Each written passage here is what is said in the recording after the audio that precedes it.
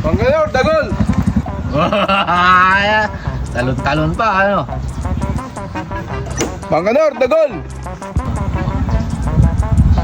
Oh, Bakit? bakit na naman? Ano naman problema mo? Ikaw, pag dumarating ka rito, para laki ng problema mo. Kasi lang kape. Dala-dala ka pang pa. Ano yan, ayuda? Hindi Bangalore, hindi man ayuda ito. Meron kasi akong problema sa papeles ko eh. Ano na naman yung problema mo? O, Dagol, baka ikaw makatulong sa kanya. Ba, wala akong pera. Anong pera? Hindi naman nanghiram ng pera. Baka pera yung inihiram mo. Wala kami mapihiram ng pera sa'yo. Hindi man ako manghiram ng pera eh. Problema ko lang itong papeles ko. Yung civil status ko. Ano? Civil status? Civil status? O, anong problema ng civil status mo?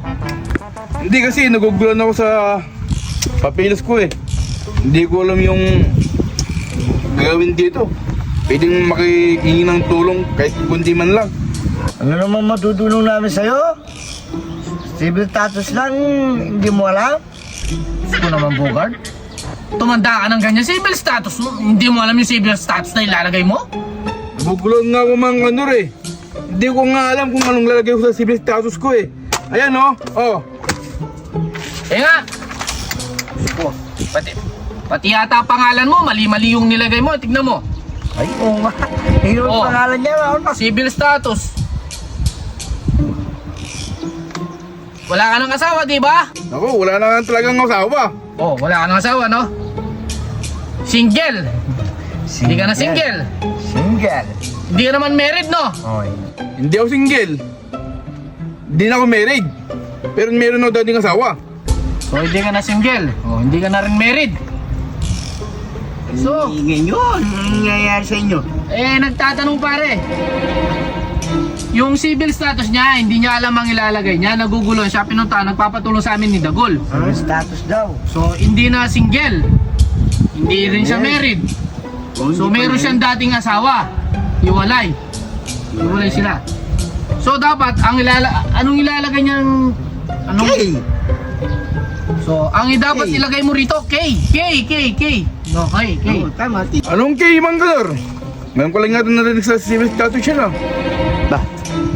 Ang tagal mo nang nilalang sa mundo, hindi mo alam yung K? Oh, hindi ka pa naman married, no?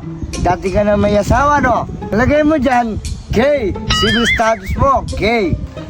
Oh, ang gulo nyo naman tatlo. Di ko nga maintindihan yung K kung ano yung K. Tama. Ang ilagay mo, K sa civil status. Ang ibig sabihin ng K, kawani. Kawani ka naman, kawani. Kawani ka. Yung lagay mo sa civil status, K. kawani. Wala, single ka naman, di ba? O wala, dati ka may asawa. Nag-iwalay sila. Eh kasi pag married pare, M. M. Pag single, S. Pag kawani, K. O, lagay mo, K mo dyan. kawani. O, naiintindihan mo na. Oo nga no. Kawani. S, single. M, married. K, kawani. Oo. O, ayan na, o. Alis ka na. Tama. Tama ba? Thank you, thank you. Sige na.